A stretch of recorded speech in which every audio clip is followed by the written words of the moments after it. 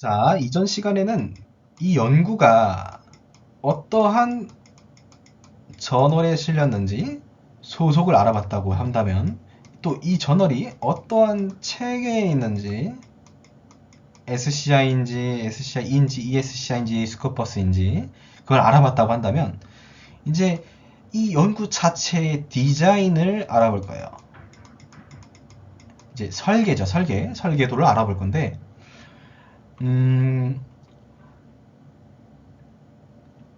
즉, 이 논문이 무작위 대조 연구인가, 메타 분석인가, RCT인가, 코호트 연구인가, 사례 보고인가, 리뷰 논문인가를 알아보려고 하는 거예요. 왜냐면 같은 주제를 다루고 있다고 하더라도 연구의 설계에 따라서 신뢰도가 이 신뢰의 깊이 수준이 완전히 달라지기 때문이에요. 사실 이 내용은 이미 물리치료학과 교육과정에서 다뤄지는 내용이라서 대부분 익숙하고 한 번씩은 배워보셨던 개념일 건데, 일반적으로 연구의 신뢰 수준을 이런 식으로 설명하죠. 메타 분석과 체계적인 문헌 고찰, 이것이 가장 상위에 있다. 그 다음이 무작위, 랜더마이즈드, 대조 연구, 그 다음에 RCT가 있고 코호트가 있고 뭐 이런 식으로 내려가겠죠. 여기까지는 익히 들어보신 적이 있을 거예요.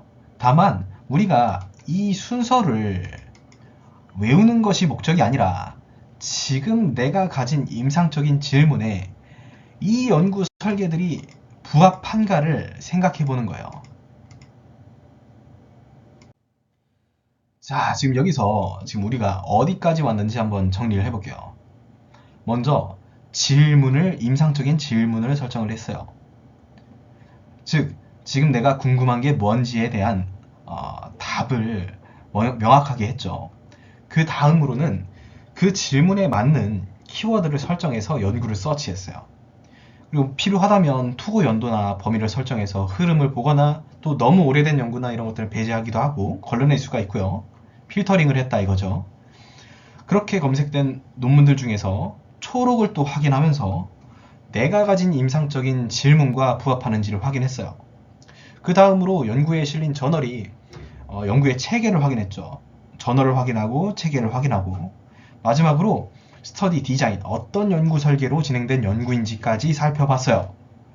여기까지가 바로 논문을 본격적으로 읽기 전에 반드시 거쳐야 하는 사전 확인 단계라고 보시면 되는데, 저도 이거를 사실 어떤 이 방식을 책에서 방식을 보고 배웠다기보다는 경험론적으로 하다 보니 이런 순서로 하는 게 맞다고 느껴서 하게 되었거든요.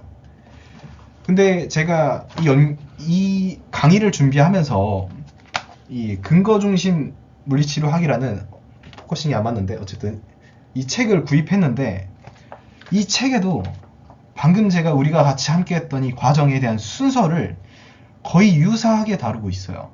이런 방식으로 근거 중심 물리치료를 해야 된다, 순서가 이렇다, 연구를 찾는 방법은 이렇다 라고 같은 방식으로 설명을 하고 있더라고요. 되게 반가웠어요.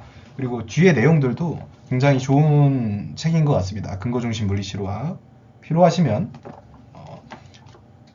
이것을 구매하셔서 같이 공부하시는 것도 방법일 것 같아요. 자, 이제 원고를 직접 받아봐야 되겠죠. 제가 방금 보여드렸던 이 책, 초점이 안 맞는데 근거 중심 물리치료학이라는 이 책에서 안 나옵니다. 원고를 직접 받아보는 방법.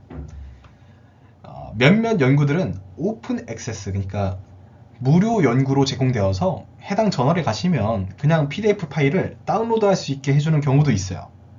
좀 기간이 어느 정도 지난 연구들 같은 경우에는 그렇게 오픈 액세스를 해주는 경우가 또 있는데, 열어주는 경우가 있는데, 최근 연구들이나 또 인기가 좀 많은 연구들이라고 해야 될까요?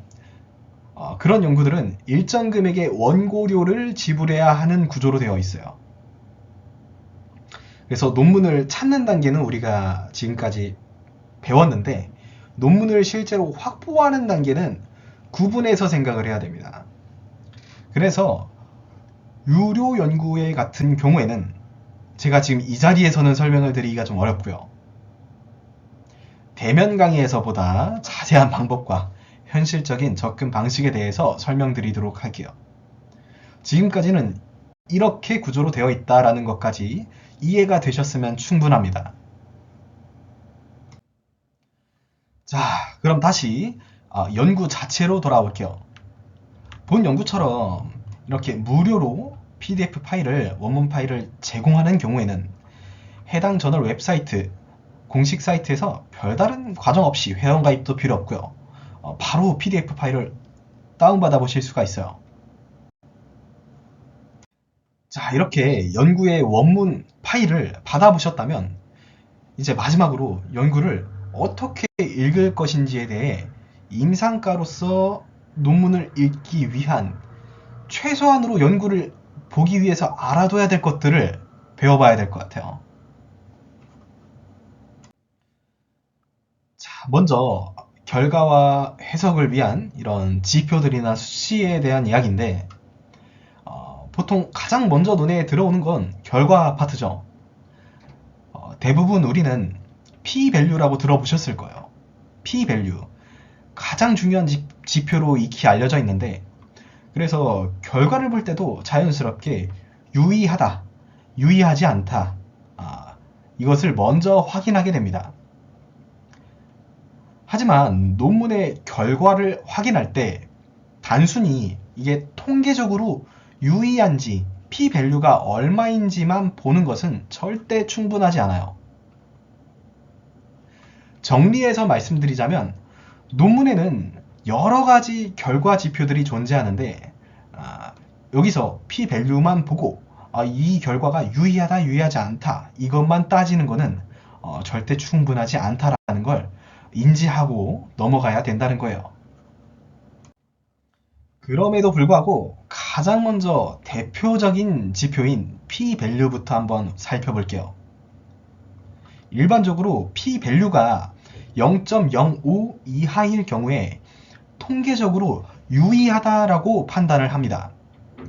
쉽게 말하자면 해당 결과가 우연에 의해서 발생했을 가능성이 낮다라는 것을 의미해요. 여기서 이 p-value가 0.051만 돼도 유의하지 않다고 볼 수 있어요. 하지만 이 p-value는 그 차이가 얼마나 큰지 그리고 임상적으로 의미가 있는지까지는 설명을 해주지 못합니다. 그래서 다음으로 확인해야 할 지표가 바로 신뢰 구간, 컨피던스 인터벌을 확인하셔야 돼요. 신뢰 구간은 해당 결과가 어느 범위 안에서 나타날 가능성이 있는지를 보여주는 지표예요. 일반적으로 95% 신뢰 구간을 가장 많이 사용해요. 쉽게 설명하자면 같은 연구를 여러 번 반복했을 때 그 결과가 대부분 이 범위 안에 포함될 가능성이 높다. 그렇게 이해하시면 될 것 같아요. 그러니까 이 신뢰 구간이 좁을수록 결과는 안정적이에요. 반대로 신뢰 구간이 넓어질수록 결과 해석에는 주의가 필요하다는 이야기입니다. 자, 다음으로 중요하게 봐야 될 개념은 이펙트 사이즈, 즉 효과 크기인데요. 효과 크기는 이 결과가 통계적으로만 의미가 있었는지 아니면 실제로 얼마나 큰 차이인지를 보여주는 지표예요. 대표적으로는 코엔즈의 D를 많이 사용하는데 0.2는 작은 효과를 이야기하고요. 0.2 0.5는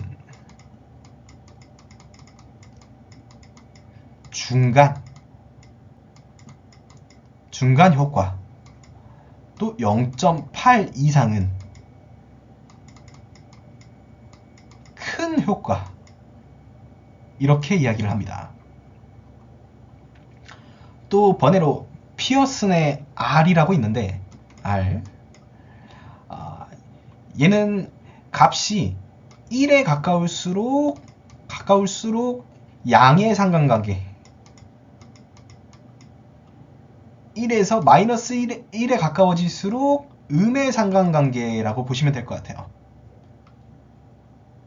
이러한 효과의 크기를 통해서 우리는 이 결과가 통계적으로만 유의한 결과인지 아니면 실제로 임상에서 체감 가능한 변화인지를 구분할 수 있게 될 거예요. 자, 여기에 더해서 임상가라면 반드시 확인해야 할 너무너무 중요한 개념이 하나 더 있어요. 바로 MCID, Minimal Clinically Important Difference예요. 쉽게 말하자면 통계적인 차이를 말하는 개념이 아니라 환자가 실제로 변화를 느낄 수 있는 최소한의 변화량을 의미합니다. 더 쉽게 이야기해 볼게요. 그러니까 통계적인 이 연구의 숫자상으로는 차이가 있어 보여도 그 변화가 환자의 입장에서는 달라지지 않았다라고 느낄 수도 있겠죠. 그러니까 달라졌다라고 느낄 수 있는 수준인가를 묻는 기준이라고 보시면 될 것 같아요.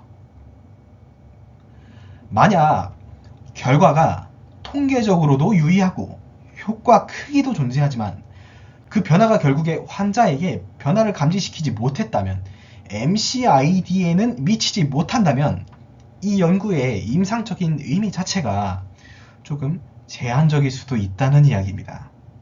너무나도 중요한 개념인데 요즘에 많은 스피커들이 있잖아요. 연구를 근거중심 물리치료학이라고 하는 것을 소개를 하고 또 연구를 읽어주는 남자 이러면서 그런 분들도 이 MCID에서 많이 간과하시는 분들이 많아요.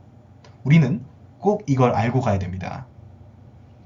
자, 이 너무나도 중요한 MCID를 제대로 이해하기 위해서 논문에 자주 등장하는 MPRS, 바스, GROC를 함께 정리할 필요성이 있어요. 자, 먼저 MPRS와 바스예요. 이렇게 있죠. 둘이 공통적으로 간단해요. 지금 통증이 얼마나 심한가를 숫자로 표현하는 거죠. 자, 0에서부터 10을 어느 정도 아프세요? 라고 물어봤을 때 이걸 말하게 한다면 이게 MPRS고요. 선 위에 표시를 하게 한다면 바스죠. 그러니까 현재의 상태를 수치화한 결과지표, 아웃컴 메슈어라고 보면 되십니다. 반면 이 GROC는 달라요. GROC는 통증의 크기가 아니라 이전과 비교해서 달라졌는지를 물어봐요.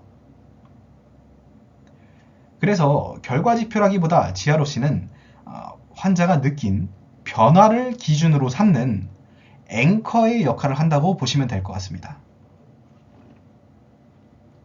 다시 한번 정리하자면 MPRS와 바스는 지금 상태가 어떠한지를 보여주고 GROC는 이전과 달라졌는지를 판단해요. 자, 이제 이것들이 MCID로 연결이 됩니다. 자, 쉽게 예를 들어 드릴게요. GROC에서 조금 좋아졌다 라고 답변한 환자들을 따로 모아요. 그리고 그들의 MPRS나 바스의 변화량을 평균을 계산합니다. 이렇게 MCID를 확인할 수가 있는 거예요. 즉, GROC는 변화를 느꼈는지, 변화를 감지했는지에 대한 기준이고, MPRS와 바스는 그 변화를 숫자로 표현하는 것이고, MCID는 이 두 가지를 연결해서 임상적으로 의미 있는 변화의 기준선을 만들어주는 개념이라고 보시면 될 것 같아요. 정리가 되셨나요? 자, 마지막으로 몇 가지 함께 봐야 될 요소들이 조금 더 있어요. 자, 이제 표본수와 검정력입니다. 샘플 사이즈와 스태티스티컬 파워를 같이 보셔야 되는데 두 개는 뗄래야 뗄 수가 없습니다. 표본수는 말 그대로 얼마나 많은 사람들이 이 연구에 참여했는가에 대한 이야기죠. 근데 그래서 얼마나 많은 사람이 참여를 해야 이 연구가 표본이 충분했다라고 판단을 할 건데, 이런 절대적인 양의 기준은 없어요. 중요한 것은 이 참여자의 절대적인 숫자 그 자체가 중요한 게 아니라 해당 연구가 검정력을 충분히 확보를 했는가에 대한 것입니다.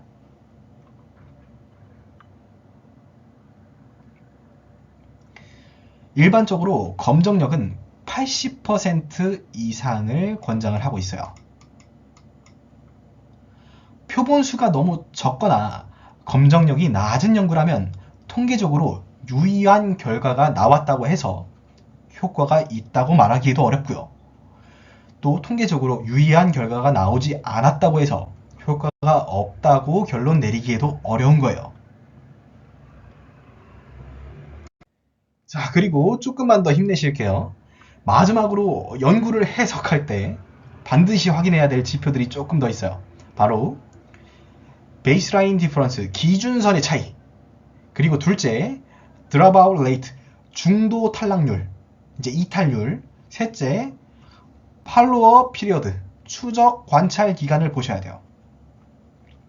그냥 쉽게 세 가지를 한 번에 말씀드릴게요. 자, 중재를 시작하기 전에, 연구를 시작하기 전에 집단 간의 차이가 크진 않았는지, 그러니까 출발선이 같았는가를 봐야 한다. 그리고 연구 도중에 탈락자가 많진 않았는지, 그러니까 결과가 왜곡되진 않았을까?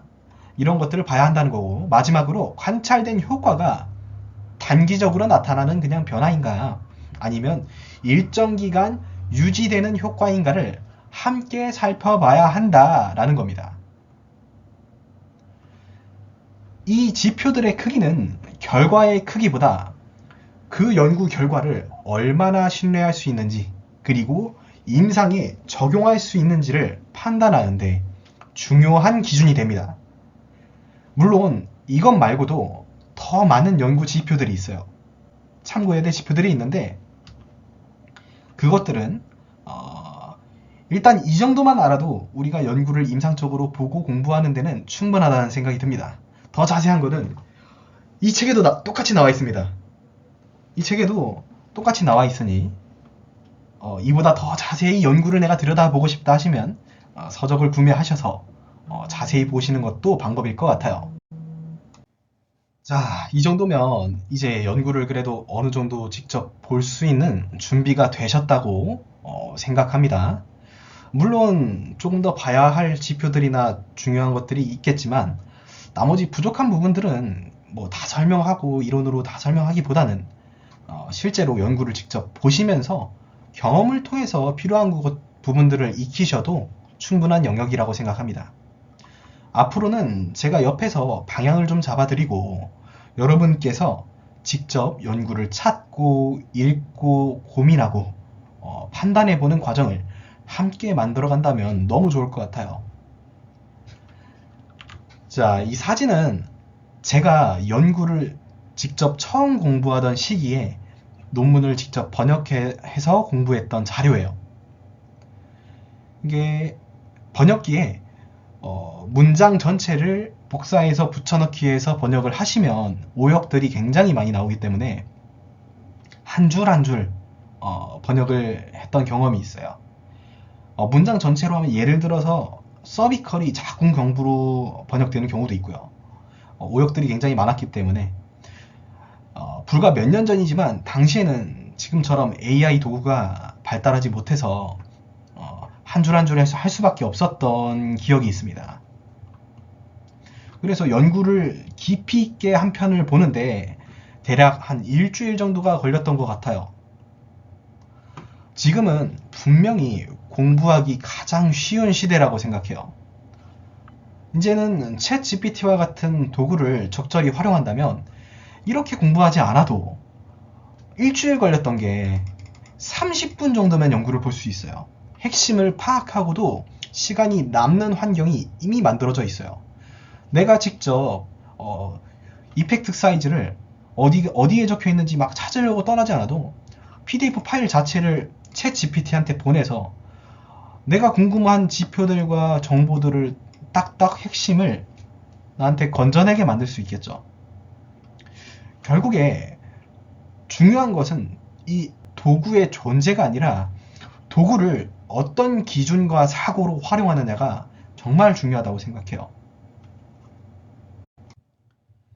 단순히 연구를 번역하는 데서 그치지 않고 읽는 데서 그치지 않고 더욱 중요한 것은 연구를 임상적으로 어떻게 적용할 수 있을지에 대한 고민을 하는 게 중요하죠. 임상적으로 어떻게 적용할 수 있을지에 대한 고민이 필요해요. 그냥 읽고 나서 지식만 늘어난다고 중요한 게 아니고요. 그래서 관련된 운동이나 도수 기법들을 영상으로 기록하기도 하고 실제 임상에 적용해보고 그러면서 그 결과들을 저도 계속해서 정리해 나가고 있어요.